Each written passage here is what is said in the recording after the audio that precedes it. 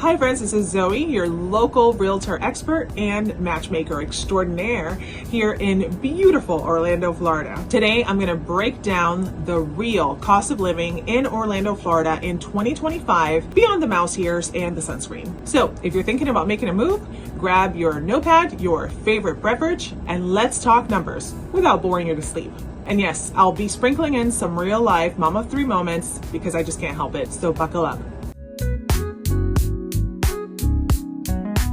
You can't talk about real cost of living anywhere without talking about housing, the first thing. So let's talk real numbers. As of 2025, the median price of a single family home in Orlando, Florida is $435,000. If you're eyeing very Central Florida or Conway, like who isn't, expect to pay a bit more for those beautiful lake views and neighbors that actually wave at you in the morning.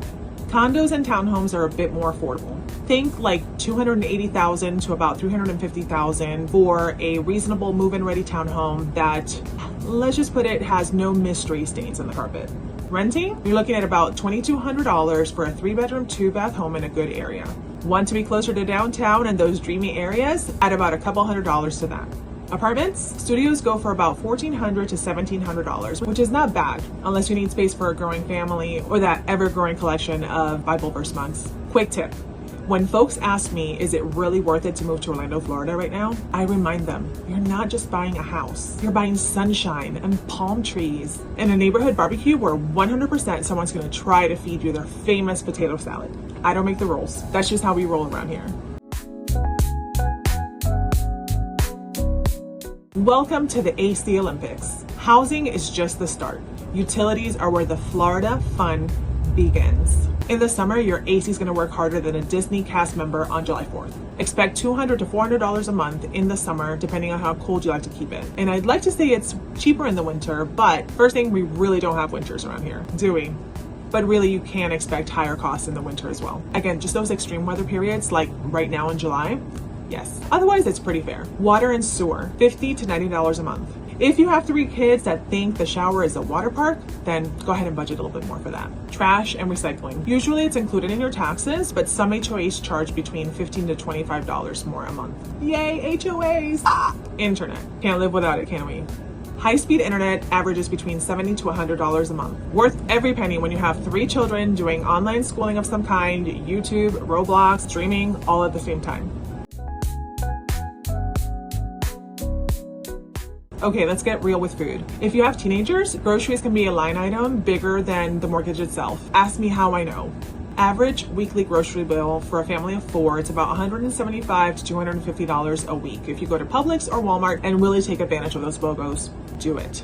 If you shop at Whole Foods because you like to pay extra for air, make that $300 a week. Again, want to know the real savings? Learn to love the BOGOs at Publix. And don't let your kids shop with you when they're hungry. Be wise. Please don't. And let's be real, that goes for you too. If you're into farmers market, local produce is awesome. Over here in the Conway area, we have Mom's Meats and Pop's Produce, which is now called Fresh Real Farms. Not really now, it's been that for a while, but it's still for us locals, it's still Mom's Meats and Pop's Produce. Awesome place, really keep it in mind. Just don't let me catch you paying $7 for a tomato, unless it also does your laundry. I'm gonna be honest, Orlando is just not a walkable city, unless you consider a 3-mile walk to the local Starbucks walkable, or unless you live in Conway. It's amazing. It's just a great community. Gas currently hovering around just under $3. If you're coming from California, you'll just throw a party with those kinds of prices. If you're coming from Texas, my apologies. Car insurance, about $180 a month, but shop around. There are so many options, it'll make your head spin. Tolls. Don't forget about tolls in Orlando. We have more tolls than we have theme parks, and we have a lot of theme parks. Get a Sun Pass or an E-Pass and prepare to be nickel and dimed into oblivion. But hey, it's part of our culture. If you work from home, congratulations. You've just saved enough money to buy yourself and your family an extra churro for the week. Healthcare is solid here. Lots of hospitals, lots of urgent care, and if you have kids, you'll be the best friend to your pediatrician. Shout out to Dr. Littell. Health insurance for a family, $500 to about $1,000 if you're self-employed. If you're blessed enough to have employer coverage, you'll usually pay much less. Disclaimer, I'm no doctor. Out of pocket is like anywhere else. Don't get sick, don't go breaking anything, and always have an ice pack ready and your favorite little bag of emergency essential oils. Now for the good part, theme parks. Disney, Universal, SeaWorld, Busch Gardens, Legoland. If you live here, you'll visit less than you think. But the annual passes are about $1,200 on average, depending on what theme park. That's the average that we Florida residents pay. However, it all depends on blackout dates and all the peak periods that you'd like to go. Tip, watch for Florida resident discounts, which if you'll call me, you'll soon will be. Ooh, that rhymed. Other fun. Free or cheap is everywhere here. Springs, parks, downtown events, farmers markets. And every other weekend, there's some local event involving food trucks, face paint, and live music. One of my favorite places that the kids like to go to is Southern Hill Farms or Lake Ridge Winery. Dining out. Orlando's foodie scene is seriously underrated. Dinner for 4 at a decent place is about $80 to $130. Unless your kids insist on dessert, which in that case, God bless your wallet. Time for the stuff nobody tells you about until after you move. Home insurance, $3,000 to about $5,000 a year. Seriously? Budget for it. Florida is, shall we say, popular with hurricanes, and insurance companies know it. Flood insurance is only required in certain areas, but peace of mind runs between $400 to $700 a year. HOA fees from $25 a month in older neighborhoods to upwards of $300 a month in new neighborhoods with pools, gyms, and a person who gets mad at you if you paint your front door the wrong color. And let's not forget hurricane prep. You'll eventually buy batteries, flashlight, and a lifetime supply of bottled water that you'll only use once and forget that's in the garage. Ask me how I know. Raising the next generation of Orlandonians. I don't know if that's a thing, but it should be. If you've got kids, Orlando has great public, private, and charter schools. But do your research. There's a great homeschool community scene as well. More details on that, DM me directly. Conway is known for solid public school options. And we've got some stellar private schools if you want uniforms and a lot of fundraising.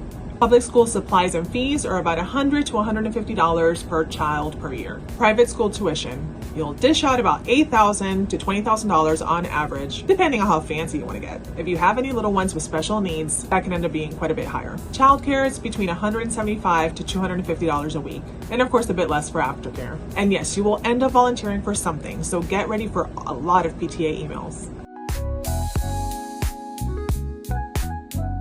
One of the absolute best parts of living here, no state income tax and endless sunshine. That means you keep more of what you earn, so you can spend it on sunscreen, backyard barbecues, and your child's obsession with pickleball.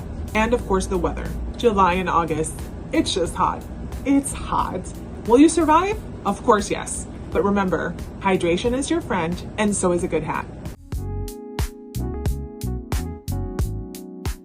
So, is Orlando affordable? If you're coming from New York, California, or pretty much anywhere with snow, you'll probably feel like you won the lottery. If you're used to rural grocery prices like in Georgia, you'll need to adjust a bit, but you're gaining year-round pool parties, new friends, and a lifestyle that you can't get anywhere else. In the US at least. Your experience is going to depend so much on where you want to live, what you want out of life, and how much you love being outside 11 months out of the year.